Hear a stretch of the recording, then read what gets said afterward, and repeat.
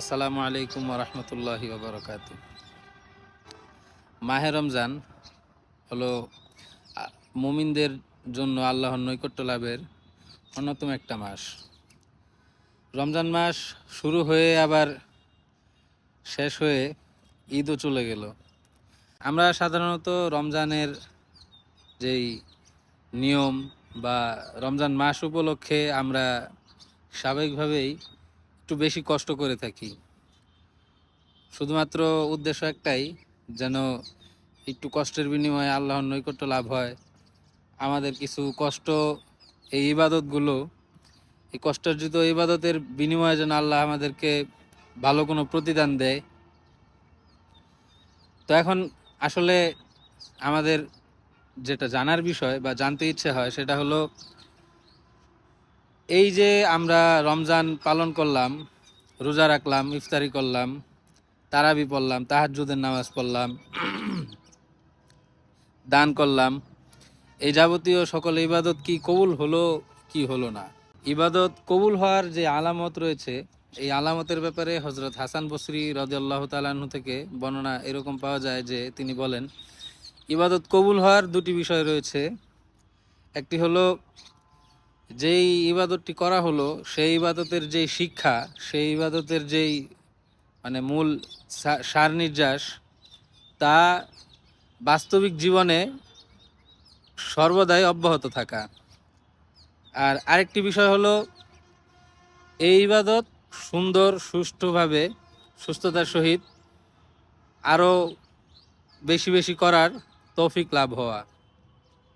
তো প্রথম যে বিষয়টি রয়েছে সেটি হলো, ইবাদতের যে শিক্ষা তা আমাদের বাস্তব জীবনে সর্বদা অব্যাহত রাখা। এখন আমরা অনেকেই জানি না যে আসলে আমাদের রোজার শিক্ষা কি।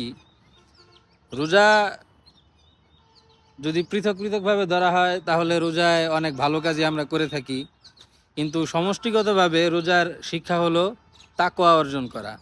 তাকওয়া, এই তাকওয়াই হলো রোজার শিক্ষা। বলা হয় যে রোজা যদি কোনো সাবজেক্ট হয়ে থাকে অথবা কোনো বিদ্যালয় হয়ে থাকে, তাহলে এই বিদ্যালয় বা এই সাবজেক্টের যে মূল শিক্ষা, সেই শিক্ষা হলো তাকওয়া।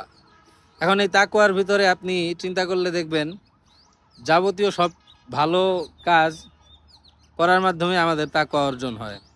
এখন স্বাভাবিকভাবেই রমজান চলে গেছে, আমরা অনেকেই রমজানে নামাজ পড়েছি, নামাজের নিয়ম মেনে চলেছি, এছাড়াও অনেক গুনাহ থেকে বেঁচে থাকার চেষ্টা করেছি, কিন্তু রমজান শেষ, আমাদের আবার আগের মতো অবস্থা হয়ে যাচ্ছে।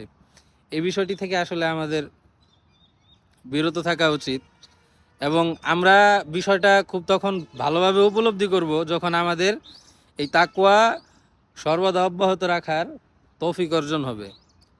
তাহলে বুঝতে পারবো যে এই রমজানে যে আমরা কষ্ট করেছি এগুলো কবুল হয়েছে। যদি আমরা আমাদের এই তাকওয়ার শিক্ষা যদি অব্যাহত না রাখতে পারি, তাহলে বিষয়টা এমন দাঁড়াবে যে আসলে আমাদের রোজা কবুল হলো কি হলো না, বা কবুল হওয়ার ব্যাপারে যে মন থেকে যে একটা তৃপ্তি, তা আপনি এবং আমরা কেউই গভীরভাবে উপলব্ধি করতে পারবো না। তো এই কারণে আমরা রমজানের যে শিক্ষা, তা আমাদের বাস্তবিক জীবনে সর্বদা ধারাবাহিকভাবে অব্যাহত রাখার চেষ্টা করব, এবং এই রমজান যেন আরও বহুবার জীবনে পেতে পারি, সুন্দরভাবে যেন